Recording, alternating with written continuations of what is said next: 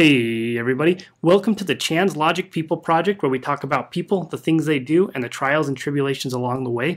Today I've got Tyson with me. He's a certified grade A champion, and we had some pretty good conversations, so I thought it would be a good idea to bring him on the show and talk about some of the emotional constructs and empathy that we experience in our lives and our businesses. So Tyson, take it away, introduce yourself. Yeah, Chandler, thanks for having me. So I describe myself as an emotional fitness coach. Basically, a lot of clients come to me when they have a proven business tactic in front of them, but they know it's within their head of why they're not progressing. They know it's either to do with the fear, the doubt, the frustrations of why they feel restricted in moving forward. Like there's almost like a bungee cord or elastic cord stuck to their back and they can't seem to move forward. That's where emotional fitness coaching comes in, because it's based on the premise that the quality of action you take moving forward is determined by the quality of emotions you feel most often. So I like to condition the different sides of my clients so that they have some emotional fitness in their life when they're tackling their business challenges. Yeah, that's exciting. I think one of the biggest things that holds us back in business and even in life for almost everybody is fear. The fear of the unknown, the fear that you don't know what you're doing, the fear that you might fail, the fear that what other people might say. There's just so much fear that we experience and that holds us back. And once you learn to get over that fear and once you learn to face that fear, it puts you in a different position because you don't have anything necessarily holding you back anymore. And so what are your thoughts on the fear people experience and how do you get past that? Look, there's obviously multiple ways you're going to overcome your fear. I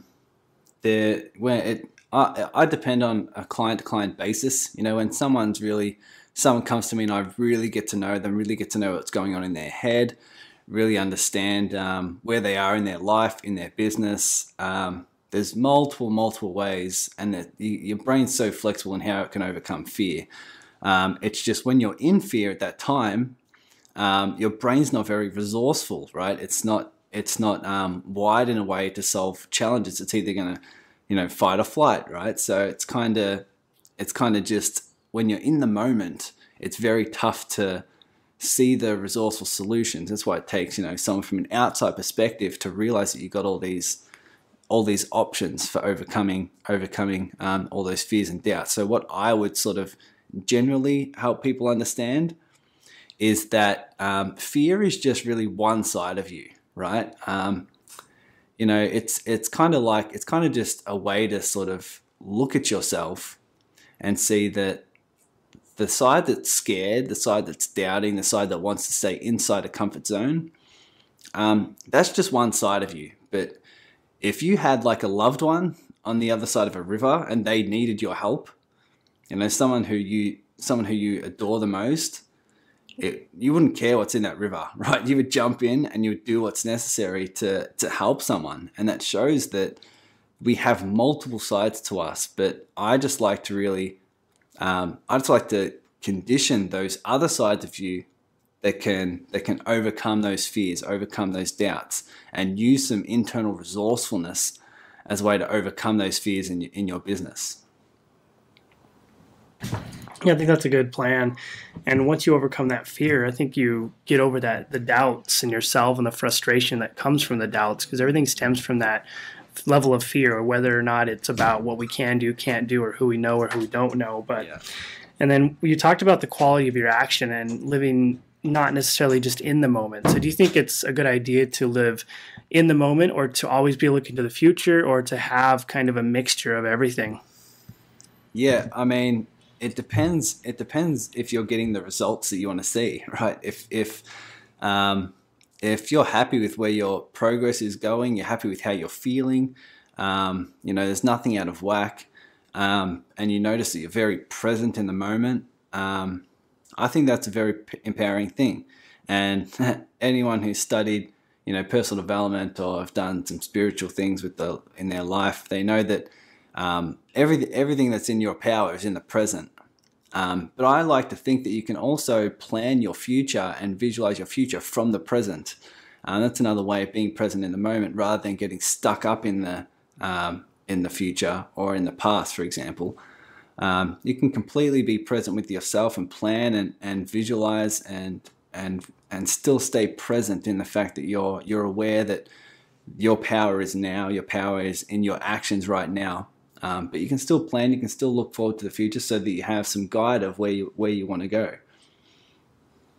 Yeah, that's a good idea. And that's the concept stemming down from being mindful and understanding where you are at and what your emotions are currently feeling or what you're experiencing in the present state and time. And when you learn to really be mindful in the moment and live in the present, you can understand what you're doing and why you're doing it. And I think it's the difference between people who can control themselves in stressful situations versus people who freak out, get angry, and get frustrated in stressful situations. So the more mindful you become, the more you're able to take a step back and say, what am I doing right now? Why am I doing it? And how do I pivot shift if it's not where I want to be?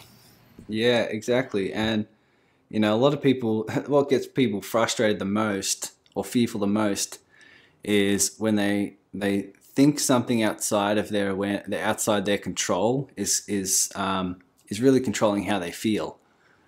So when you're present in the moment, you realize that you have a lot more control over your emotional awareness. I think that's what you're kind of saying, right? Is that the people who know that they have their power in the moment really don't get caught up in thinking that things outside their control are controlling how they feel, whether that be fear, frustration, anger, anxiety, stress. They can completely know that that what is outside in their circumstances doesn't necessarily control how they feel. It's actually the thoughts about those circumstances, the thoughts they have about those events that control how they feel. And that's it's something that people can come to a clear awareness if you are present and mindful in the moment. Yeah, that's exactly it. It's how am I feeling? Why am I feeling this way? And is this why I should be feeling this way? And I think that next thing that stems into is going into a sort of construct of empathy, and empathy in terms of understanding what other people are doing and how other people are feeling, because you're so in tune with what you're doing. So then when you get into emotionally charged situations or business situations or any sort of situation, you can pull back and say, I'm already pretty aware of what this person's feeling, thinking, and doing, so I can react and modify and use what I know to actually have a good experience with them and pull back if it does get too emotional. Yeah, it's a good point, Chandler. When you have someone that's facing a challenge, a lot of the challenges people face are with, especially in business, are with other people, where they're getting out and they're prospecting, or they're trying to work as a team. Trying to really come together as a group and collaborate, or someone is trying to sell, right? And they can just get so frustrated when they get stuck in their own head. But it's clear that with empathy, when you think about someone's situation, you think about what's going on in their head rather than what's going on in yours. It completely opens you up to some different patterns of thinking and feeling, where you can have the most beautiful insights with someone and have a clear shift in your own body in terms of how you feel. Because instead of asking, okay, well, what am I thinking about this situation? Let's say, for example, if you have a situation where someone's super angry and they're yelling at you, and you get defensive because you're in your head and you're thinking, why the hell is this person yelling at me? I didn't deserve this. I don't deserve to get yelled at. And you're in your own head and thinking about what's going on in terms of what should be, rather than having the empathy in those moments and thinking, what's that person yelling at? What are they really angry about?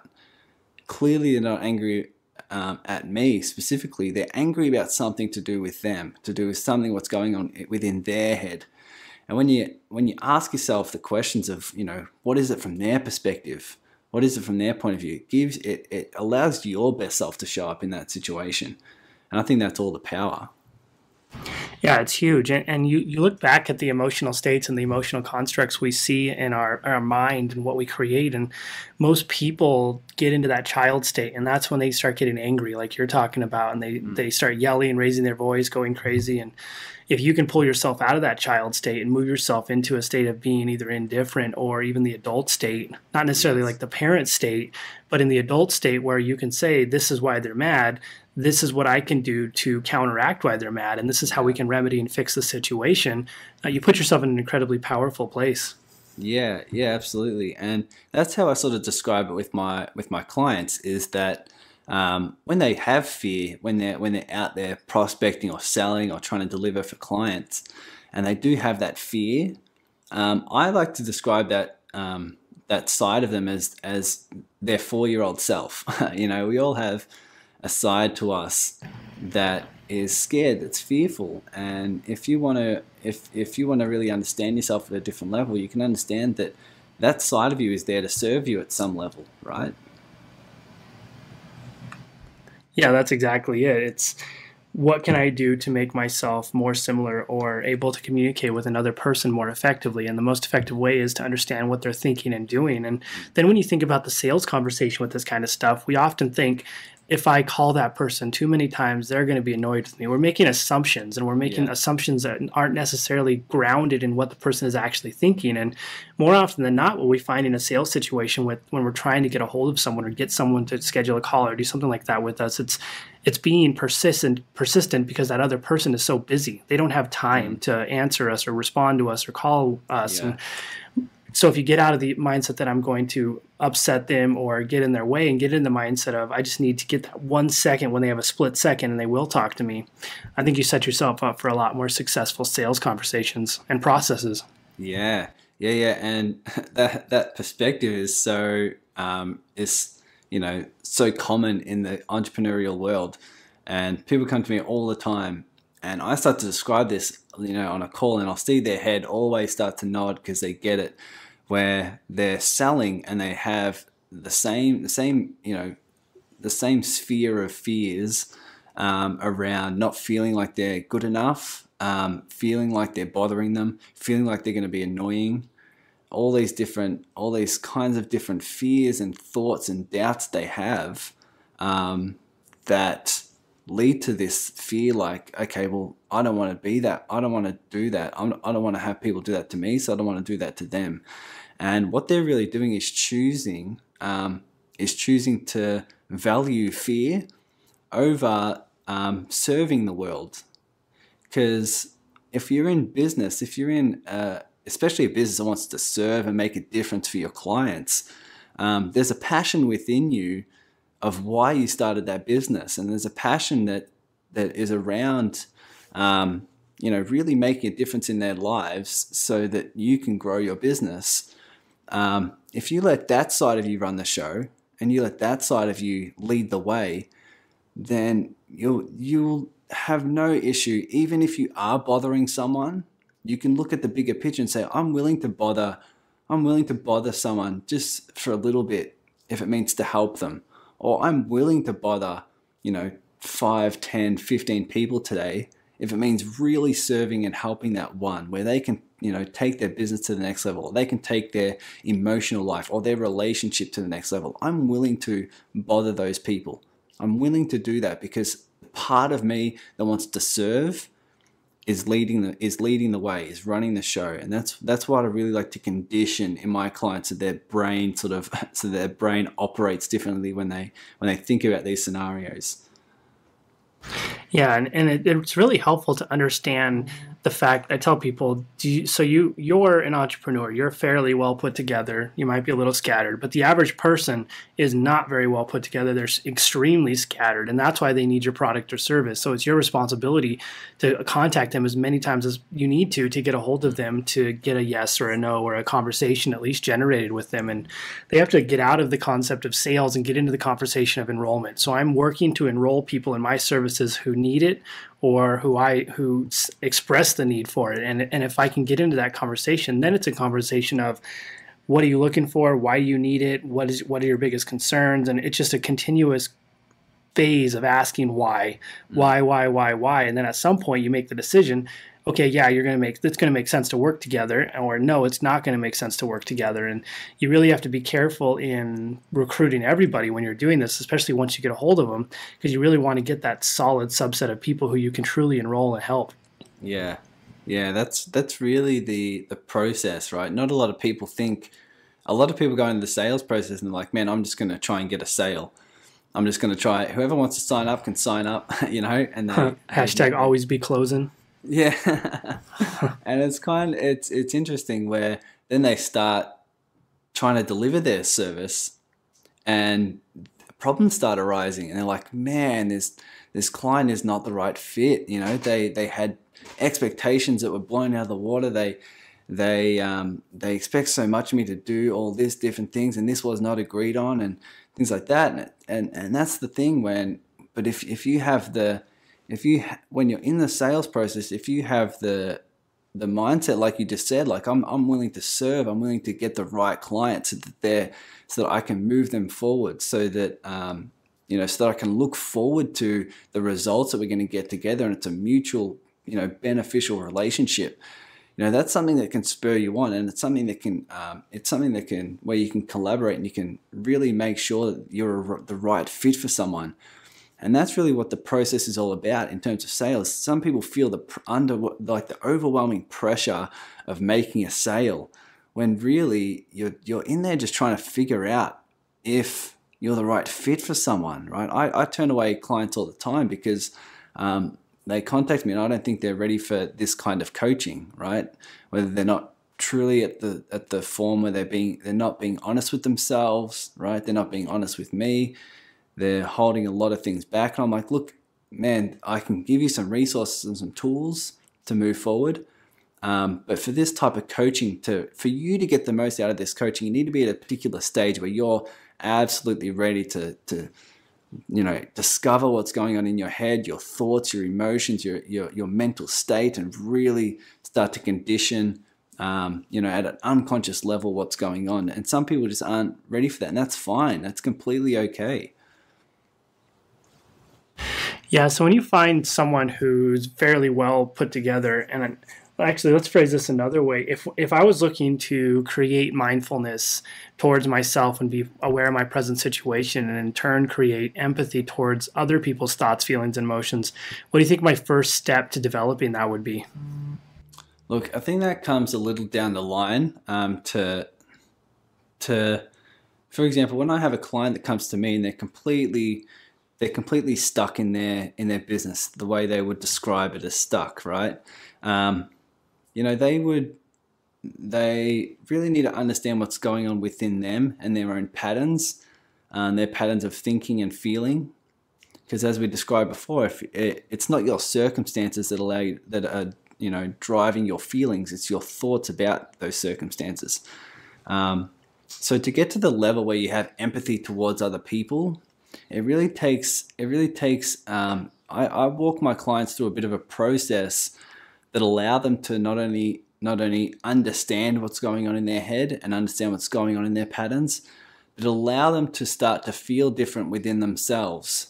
And once they start working and uncovering those internal conflicts within themselves, then what naturally comes out is their best self. And their best self is, someone, the side of them that feels completely genuine, completely, unique, completely special within their own right.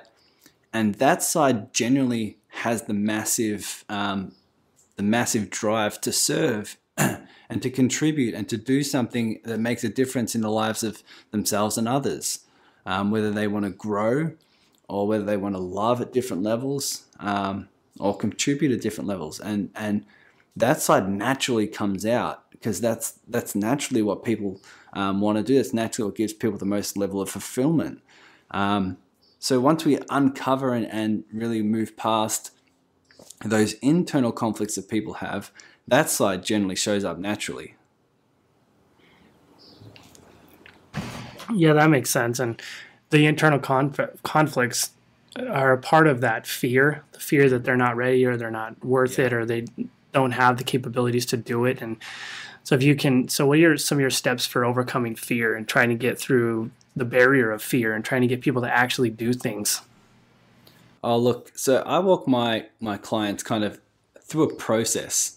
There's certain steps that we learn in the coaching world that is sort of like a proven step for long-term change. And it's how I apply those steps is by a client-to-client basis. It's people are always in different scenarios and always always have completely different thoughts and feelings, and so you need to sort of mold this. But to really understand it is to first of all, you need to build some sort of internal leverage, which really basically means your motivation and your reason why you want to move forward. It needs to be a must, really. And if you're willing to overcome your fear and you're really willing to be really willing to do what's necessary to move forward in your life and move forward in this situation. Once you have some internal leverage, you really need to sort of interrupt the pattern of what's happening right now. And there's various ways you can do that. If you were to be fearful, for example, a way to interrupt that pattern would be to really do what we just did, and that's to redefine the problem. And understanding that your fearful self is only one side of you. People, when they're fearful, they think that's them, and there's something wrong with them or something wrong with the situation. No, that's only one side of you. So what that does is it interrupts the pattern and allows you to sort of redefine the problem, where it's not that you're just overwhelmingly fearful. It's just that's just one side of you that's running the show at that moment, and it's your 4-year-old self that has all the best intentions, all the best reasons in order to keep you safe and secure and comfortable. But that's a way to really redefine the problem. And then once you can do that, you can really, not only once you break that, you can give them some empowering alternatives. Like if you start to step away and you can start to say, okay, well, this 4-year-old self, this fearful self is just one side. What's some other sides of me that I can condition so that I can tackle this in a different situation and be more resourceful? Does that sort of make sense? Yeah, that totally makes sense.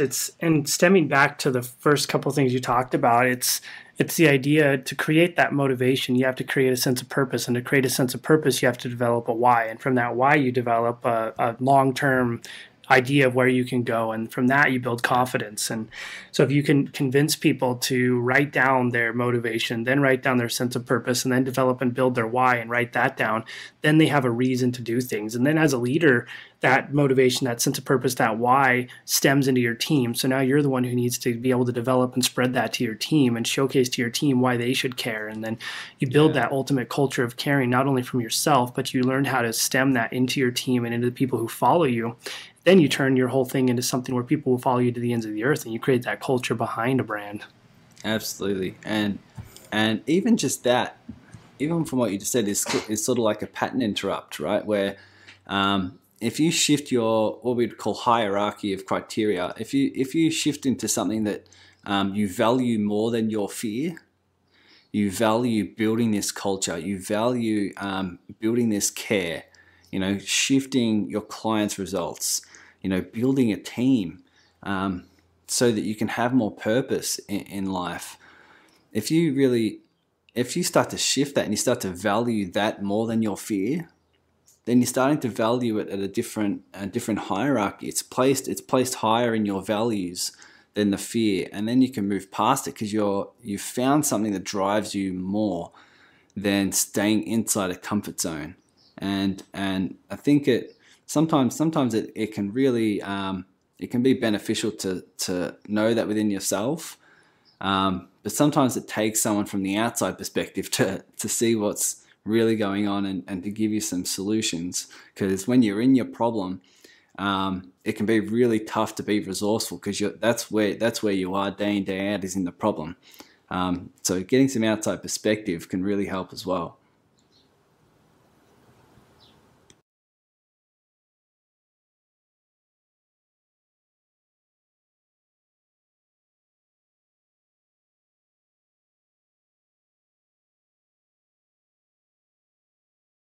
So we see this a lot in the world of entrepreneurship. So people think that it's a badge of honor to not talk about your problems, to not talk about the issues, and to not talk about the all the bad things that are going on with you. And these people go through their careers without saying anything, and they develop these unreasonable levels of depression. And then we see huge rates of depression and suicide and problems in entrepreneurship because people at the top don't have anyone to talk to. And so I think you can either have a mentor or you can have a friend, anybody who will listen to you, but you have to get in the mindset that I can talk to people about what I'm experiencing, and I can use those people to actually develop my vision, develop my empowering statements, and to build myself into a position to where I can feel happy that at least I got this stuff off my chest. For sure. Is that what you do as well? I know with me, I have my own coach. I have, I was stuck in my problems for a long time when I was becoming a new coach. And I was struggling to get clients. I was struggling to do a lot of different things. I knew it had to do something with my mind. Everything starts with your mind. And so I sought out to get a coach. I'm like, look, I need to solve what's going on within my head, and I need to uncover some unconscious thoughts that are leading to some emotions that are driving some, poor action and getting poor results. And that's when I really started understanding that it takes someone from the outside perspective, someone to talk to, like you described, someone to really talk through your challenges, so that once a week or once every 2 weeks, you can have an hour block where you can just sit there and you can work on your business instead of in your business. You can work on yourself, and so that when you operate in your business, that's when you switch on, and you can completely be aware of your thoughts, master your emotions, you can master your mental state, and you can really drive yourself forward in a way that wouldn't be possible if you didn't get that outside perspective. And the analogy I use a lot, it's when you're in your problem, it's like the fly that's banging its head against the window trying to get to the garden,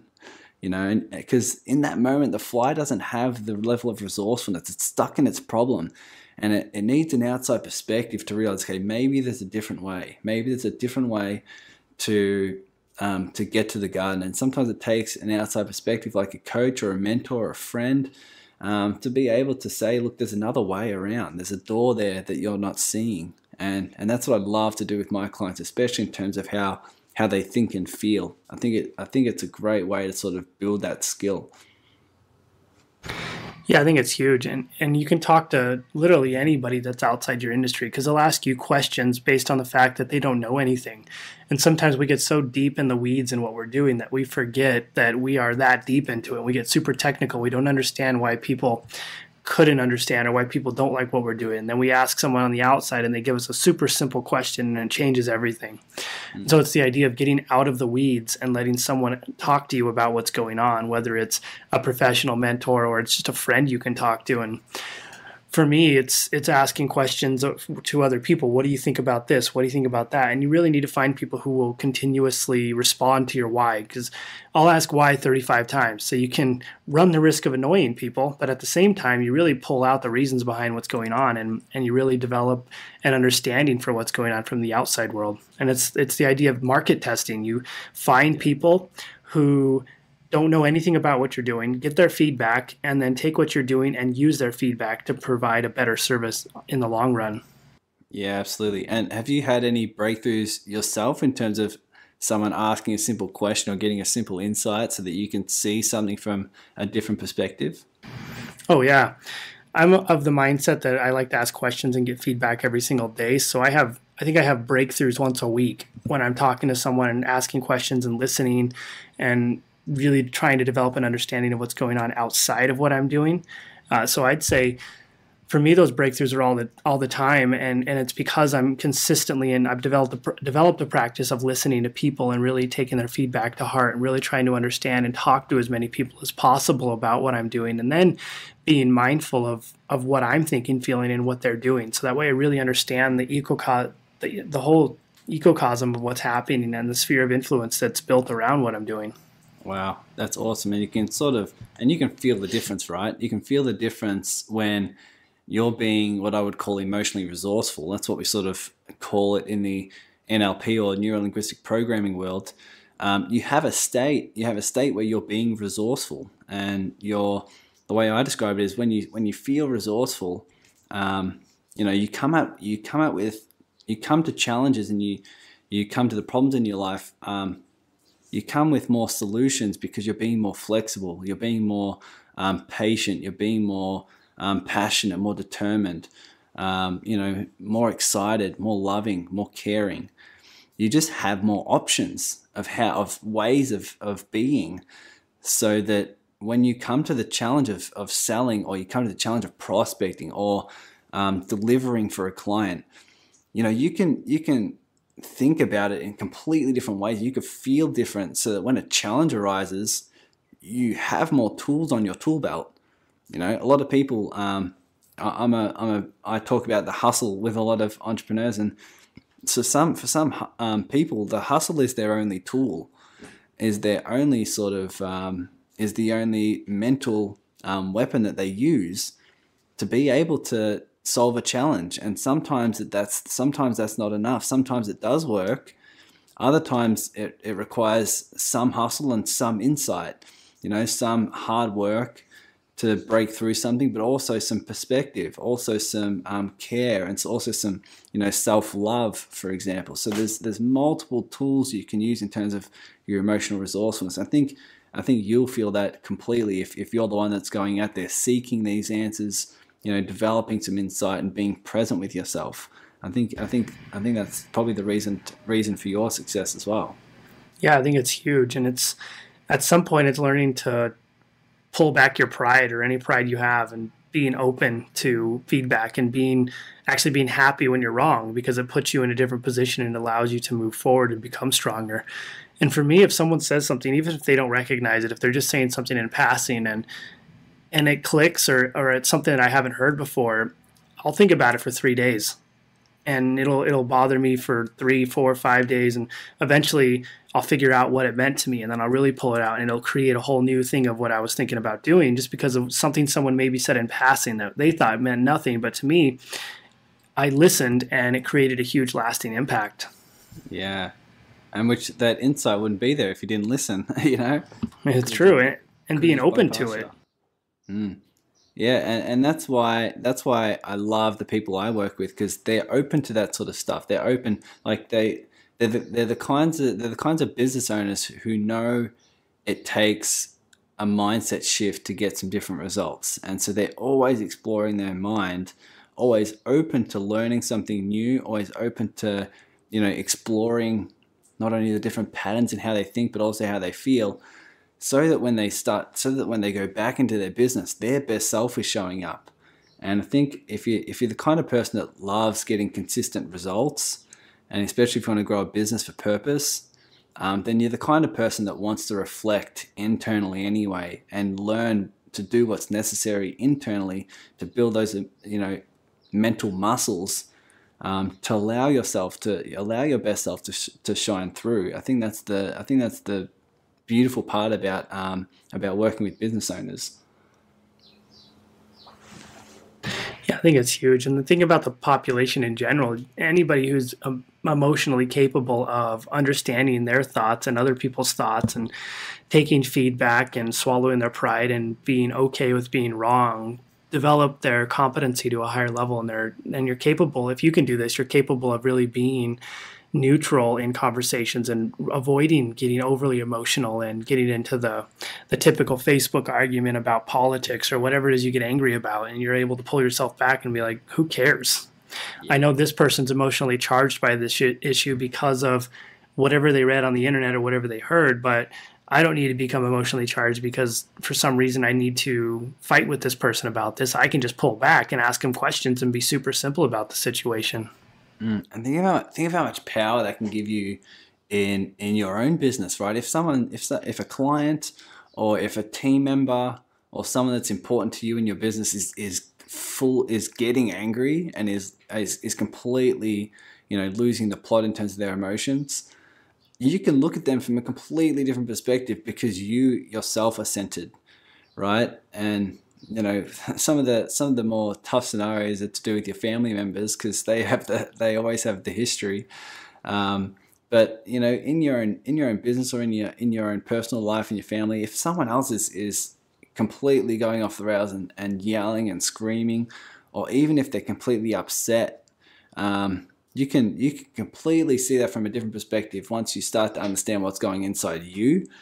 Because like I said, once you understand what's going in you and your more genuine, more caring, passionate self can show up, you naturally be that detective for someone else.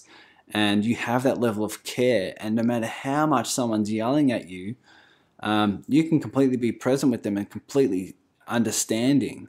And that's a good example of a good example of why your circumstances don't control how you feel. It's always your thoughts about it.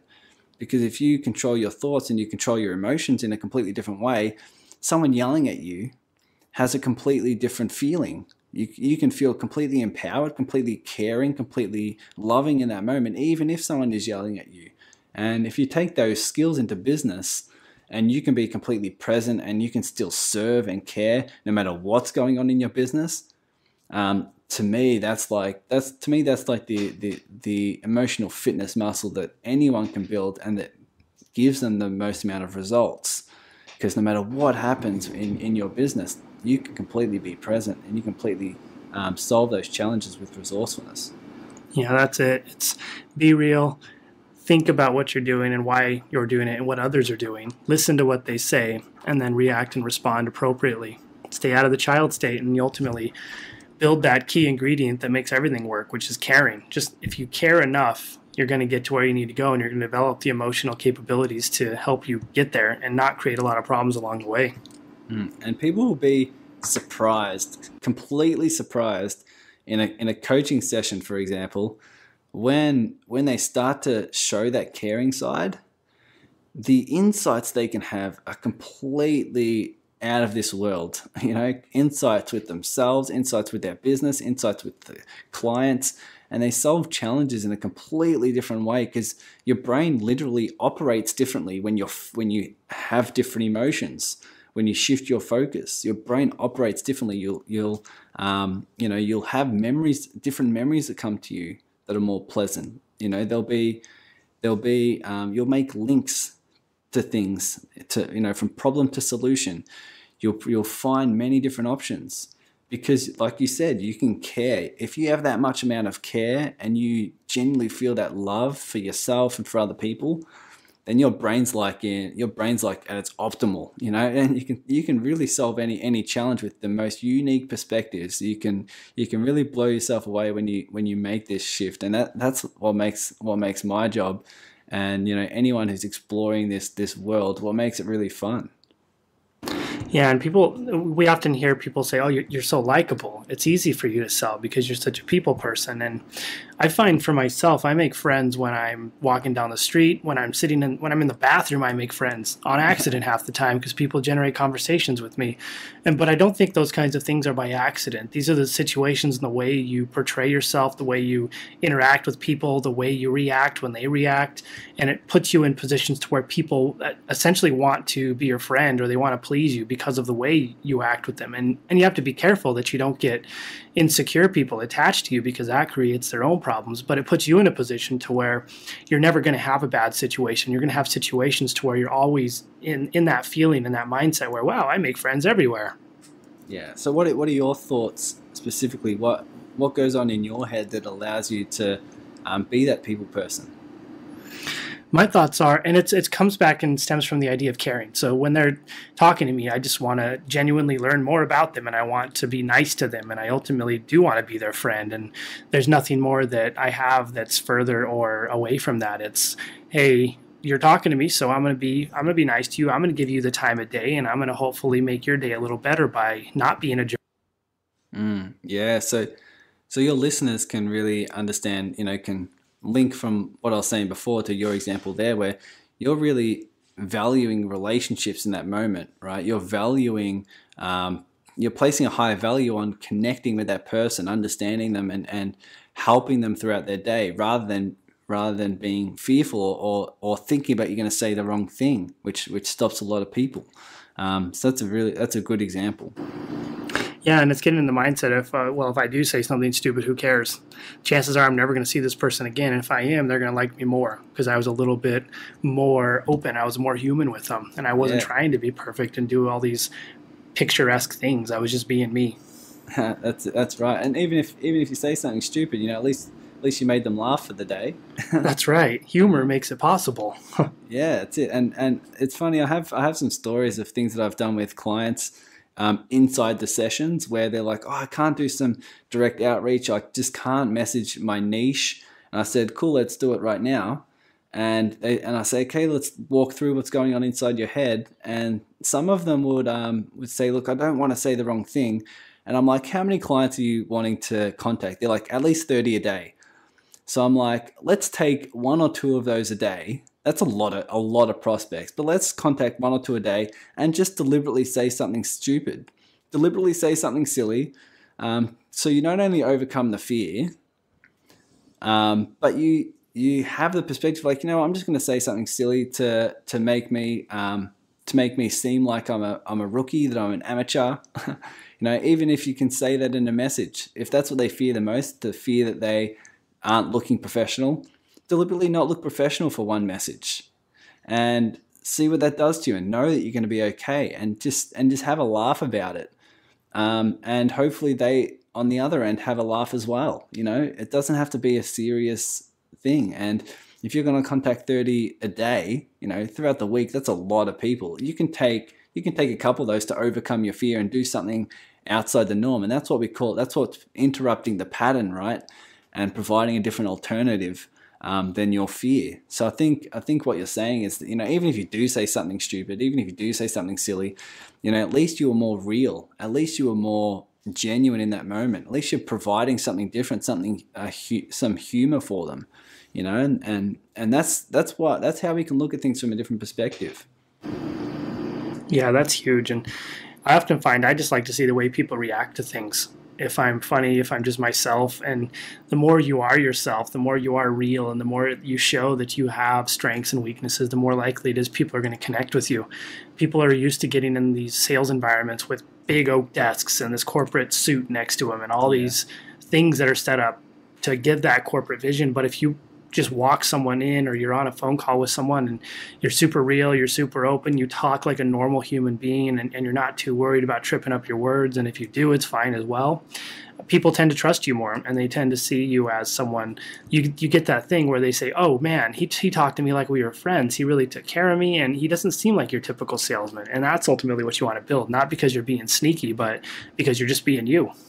Yeah, and people can feel that. People can feel when you're being genuine. If you're on a sales call, or just prospecting, people can tell if you're just after a sale, you know. But if you're if you're after building relationships and being a genuine person, you know, really just understanding them, get to know their challenges, and seeing if you have a, you know, a solution, people can feel that as well. And I love talking about my coaching and how I'm completely genuine in a session, and I share some struggles. I share some things about my life so that some people can relate and know that we're all human. We all have these patterns of thinking and feeling that can lead to fear and doubts and frustrations.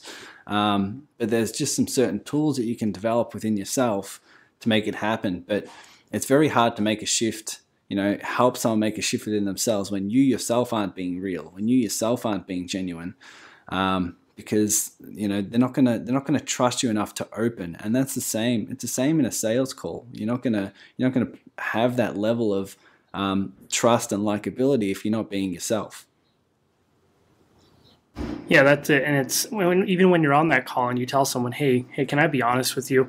I'm not super comfortable talking about money. And so when we get to that point, I want you to help me work through that. If you say that to someone and you're not scared of, oh, what if they think I'm not professional? If you actually utter those words to people, they think it's incredibly powerful, because then they see you as a normal human being and a normal person who has struggles and problems and issues. And so I always tell people, if you're in the sales conversation and there's something you struggle with, tell the client right off the bat, hey, I struggle with this and I really want to work through it with you, and I want you to have a good experience. So can you help me get through this? Yeah. They're going to feel a lot more connected to you. Yeah, And they'll probably say, yeah, I struggle with the money part too, so you can help me through that. Let's Yeah, work that's right. through it together. That's it. We're going to do this as a team. Yeah, yeah, it's good, and that's why you can provide some humor and look at things from a completely different perspective. I love that perspective, and just to be honest, and that's what I was sort of doing with my client, where she's like, "Look, I don't want to say the wrong thing to look like I'm new to this." I'm like, just every now and then, just tell someone you're new to it, you know. And there's going to be so many more people you can contact that you can provide a different approach. But just for this one, let's overcome the fear and just say, look, just message them and say, hey, look, I'm a rookie in this industry. I don't know what the hell I'm doing. You know, um, let's have an open conversation and see where we can go. And you know, that person might not ever contact you, but you know, at least you know that the hardest thing and the worst thing that you saw would happen, you did it deliberately. So you can show yourself that you can overcome that fear, and that's what I love, providing that perspective. Yeah, that's huge. And you showed your vulnerability. And if you show your vulnerability right off the bat, there's nothing else to be afraid of. So you may as well just be yourself and enjoy the conversation and enjoy the ride with the people you're talking to. And ultimately, if you are yourself and if you do that, build that level of trust and that level of I'm human too, you're going to get the clients who are going to connect the right way with you, and you're going to get the right clients. And you're not going to get stuck with people who you don't connect with, because the ones who you don't connect with are probably not going to move forward with anything. Yeah, that's right. And I think that's what your sort of listeners can take away, is that it's just to be flexible, just to be completely flexible with how you think and feel about certain scenarios, because that's ultimately what our brain's built to do, is to think of different options. You know, when you're at your best self, just think of things in a different way. Think of things in a completely you know, different realm of what you've never thought before. And that's how I think that you can get completely different results. You know, if you want results in a positive direction, try something new. Try something, you know, try laughing on a sales conversation. Try providing a different perspective.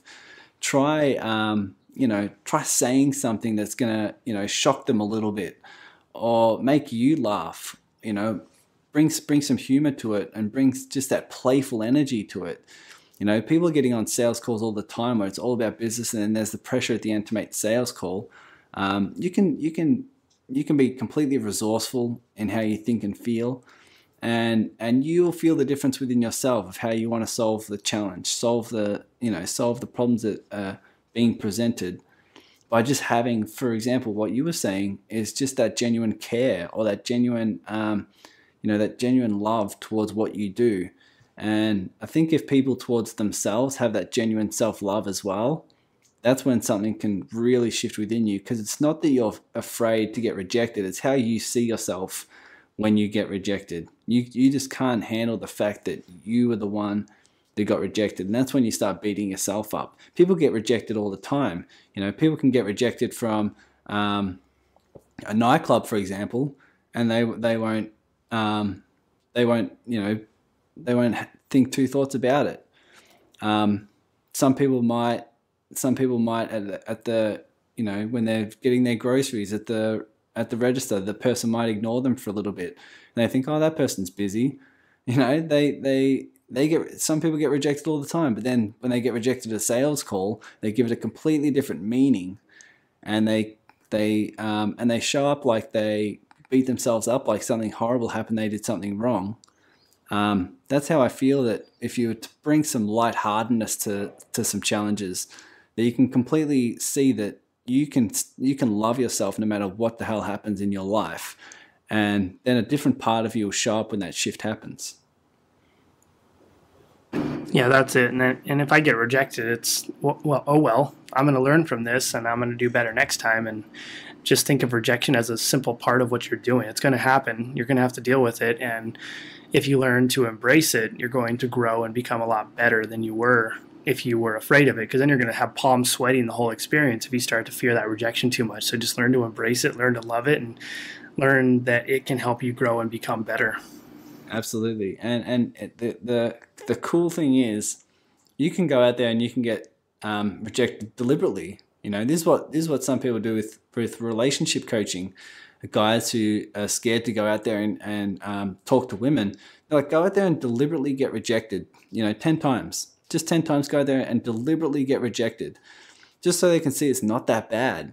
It's not actually that bad. And think about if you deliberately get rejected on a sales call, or deliberately look silly like I was doing with one of my clients inside the session, how you interact with the other 99% is going to be completely different. So wouldn't you rather, take a risk and feel a little bit vulnerable, feel a little bit nervous, and feel a little bit scared, and overcome that fear with one person to make the rest of the 99%, more effective, more genuine, more of yourself, because you're less fearful. Exactly. And there's nothing more fun than going out and trying to get rejected 50 times in a day. It's like a game. Like, you can say anything you want, and it's empowering for people. I can walk up and ask 35 questions that mean nothing, get rejected, and it's fine. I'll just move on. It builds that empowering aspect of eliminating that fear. Like, who cares? I don't know what's going to happen. I'm going to try it anyway. Yeah, and you can think, who the hell has the courage to be able to do this? You see some people, people who seem completely confident. Then when it comes to talking to the opposite sex, they freak out. But if you're the kind of person, same in business, a lot of people are totally terrified to get on the phone or to send some messages out there. And you say, you know what? Who the hell has the courage to be able to go out there and get rejected deliberately? It sets you apart. It lets you know who you really are and lets you know what you're really about and what you can really overcome. When you're like, who the hell does that? I do that. I'm the kind of person who can do that. I have the courage. I have the passion to be able to do that. That's what can really tweak in people's minds and give them that inspiration to go out and do something different. Yeah, that's huge. We have exercises where we take new people who are trying to learn how to sell and make them go sit at Starbucks and open the door for 100 people and strike up a conversation with at least 30 of them, which is the most terrifying thing for somebody. But once they do it a few times, they feel great. Yeah, I love that. And that's it helps you learn a bit about yourself, in a pressure situation or even in a situation that is so casual of just opening the door for someone.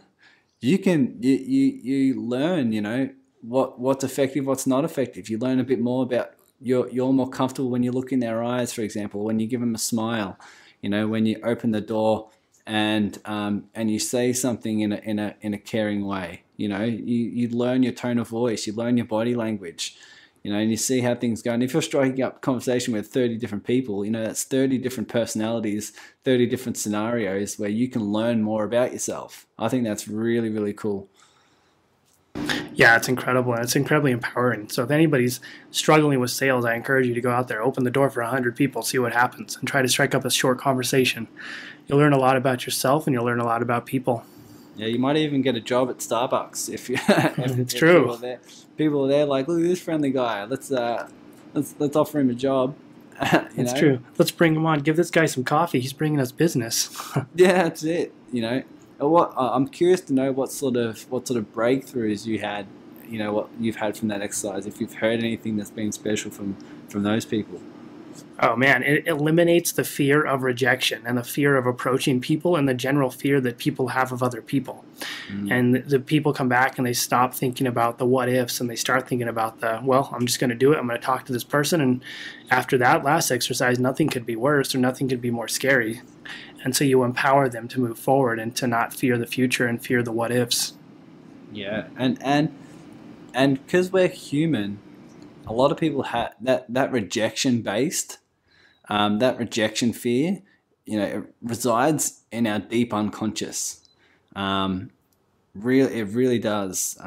It resides in the deep fears of not being enough. If you're not enough, then that unconsciously means basically death to you and to people. And I know even when I was grocery shopping the other day with my brother, and there was this old lady that was sort of in between our trolleys, and so my brother paid, and then the old lady, we were sort of striking up a conversation with the old lady and sort of having a few jokes back and forth, And then when she put all her groceries in her bag, and she was getting out her cash to pay, and I went and paid for her with my card. And even that scenario, even though I'm doing like a kind thing, just a random act of kindness, it was still a bit nervous, you know, because there's the unknown. It's a pattern interrupt in society, because not many people do that, you know, pay for the person in front of them. But also because I had no idea how she was going to react, had no idea how the girl behind the cash register was going to react, you know, and it still provides a little bit of nervousness, even though I'm going and paying for someone. So it still gives that little bit of fear, but it's also a lot of excitement because you don't know what's going to happen. Yeah, that's the best part, not knowing what's going to happen. It gives you that little bit of a rush. It's like skydiving. I don't know what's going to happen, but I'm going to do it, and I'm going to experience what goes on at the end, and then people start getting addicted to that experience. Yeah. I hope I know what's going to happen when I skydive, but you know, you don't know what the experience is going to be like, and that's what's kind of cool. Especially, you know, I view business and life in general. It's like the cliche, like a roller coaster, right? And people say, yeah, it's like a roller coaster and it's a cliche. But when you really think about it, what that cliche is saying is that when you're on a roller coaster, when you're sort of at the top of the peak and you're about to go down that huge drop, there's a mixture of excitement and fear. And that's because it's physiologically exactly identical in the body. So you can explain it in a completely different way, where you're like, hey, I'm scared to get out there. I'm scared to do something different. I'm scared to go out there and put myself on the line. But when you think about it, there's a bit of excitement there too, you know, and you can view that in a completely different way. You can take the elements of excitement and fear and use that as sort of energy, and use that as the driver of life. What else would life be about if you didn't have that? It would be completely boring. Yeah, it's true. It keeps us fresh and keeps us on our toes. It's exciting. That's what I think, you know. And when you're on the sales call, think about that. Think about if you feel a bit scared, you felt scared on a roller coaster or skydiving, but there's a reason why you did it. You know, there's a reason. There's another reason why. And even people love scary movies. I like scary movies because sometimes we love that fear. The body has a need for variety. And that's the reason why we love movies, I feel, because it gets you through a different pattern of emotions that just cycles through, you know, sad, happy, you know, fearful, joy, love. And you go through this variety of emotions that your body needs, that your body, you know, craves. And why is life, or why is a sales call any different? It provides that variety, the fear, the excitement, the dread or the exhilaration at the end. You know, it's like a movie. That's true. You should be jumping off that call and be like, man, I am a champion. Yeah. I didn't make that call, but that person laughed a lot. Or shoot, I sold that one. That person was great. I think I just made a best friend. Yeah. Even if you bomb, you're like, you know, there's something to learn here. Like you said, like in movies, not all movies end well. But you still go to watch them because it's the variety of it, you know. And there's always going to be a next movie. There's always going to be a next call. So even when you bomb, you're like, oh man, that was awesome. I completely bombed, and then you can move on and be like, man, that was an awesome learning experience. And I felt the dread, I felt the nervousness. But let's go on to the next one. See what the next one's going to be like. Exactly. It's the idea that I want just a little bit more each time, and then a little bit more, and more until you're like, okay, I'm addicted to this process. I'm having a blast. I'm going to keep doing this. Even if I'm going to succeed in some, I'm going to fail in others, and I'm going to get better, and I'm going to do better the next time. It's almost like a competitive aspect. I'm going to get better at this, and I'm going to learn why I didn't do well, and then I'm going to crush it the next time. You got it. And then once you start taking that kind of action, you become that kind of person. This is one thing I talk about with my clients, and your listeners can take this away as well, is that when a lot of entrepreneurs go out there, what they look to do is they look to shift their level of action, you know, shift their level of behavior to try to get a different result.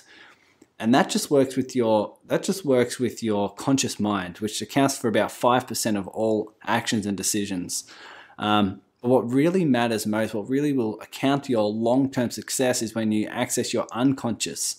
And when you do that, it shifts. You need to sort of shift your internal beliefs and your self-identity. And when you do what you're describing, when you get on those calls and you go time and time again, you become the kind of person that does that. You become the kind of person that loves the variety, that loves the learning process.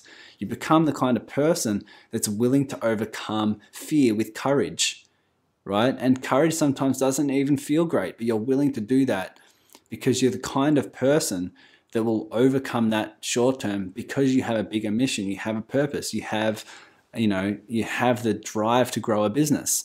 And that's what I love shifting in my clients, and your listeners can sort of think of it that way as well, where if you're the kind of person that wants to get clear results, then you need to make that internal shift, and taking that kind of action like you're describing is a good way of sort of shifting by action. You shift in your own head, your own beliefs about about who you are, and your self-identity of how you describe yourself. I'm the kind of person who does this.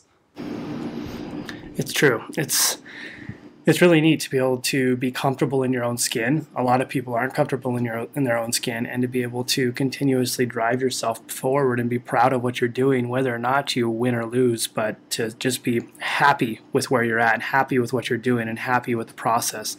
I think it puts you in a different place than most people. Yeah, man, if you're happy, if you're like, this is another concept that I describe, is that every emotion that you feel comes from within, because it's being driven by your thoughts, not your circumstances. So everything you want to accomplish in your business, in your personal life, in your relationships, in your health, everything is basically a feeling that you want to have in the having of that result. Correct? So if everything you want, everything you dream of is a feeling, then that comes from within. So really, if you think about it, what you're after the most in life is already inside you.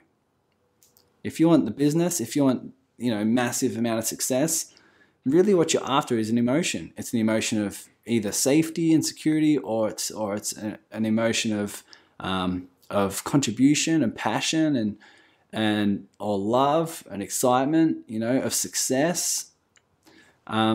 Everything we do or don't do is because of an emotion we want to feel or not feel. So what you're saying is that if you understand that you are happy, that you can feel happiness, you can feel joy, you can feel gratitude here in the moment, regardless of what's going on in your life, then you have the emotional skills to be able to and go out and do these sort of sales calls. You have the ability to go out and you can solve problems. Like you're discussing before, you have the ability to go out there and you can be completely caring and completely present and completely loving in any moment, because you have the ability to feel that. It comes from within with some emotional awareness. Exactly. You've got the fire, and you don't have to look externally for it because it's always inside. You just have to pull deep inside to figure it out and figure what it's going to take to release it, and what it's going to take to let it drive you forward and to let you really hit the ground running with it. Yeah. This has been a good conversation. We're about an hour now, so I think we might have to schedule a part 2 to keep going. I could talk about this stuff all day, every day. It's seriously what I love doing. And it just flies by, doesn't it? It does. It's crazy. So if people want to learn more about you, how can they find you? So the best way to really contact me or to find out what I do is to just visit my website. So my website's www.tysoncoaching.com. So if you just visit that site, I've got some cool, ideas and some cool stories about me and what I do. But I've also got some resources as well in terms of my Facebook group and a few free PDFs. I love talking about money mindset as well. So I've got a free PDF on there in terms of 3 essential skills you need for success in terms of your money mindset. So people can always just jump on that website at www.tysoncoaching.com. and just really learn more about me, and in a way you can learn the tools and strategies to learn more about yourself as well. I love it. So thanks for being on. I'll probably invite you for a round two so we can keep it going. And as always, if you guys are listening to this, you can shoot me an email with questions, just chandler@stoneagefuel.com. And I hope you take a lot of this to heart and really work on building and developing yourself to be a champion. All right. Thanks again, Tyson. It's been fun. You're very welcome. Take care, buddy. All right. You too. See ya.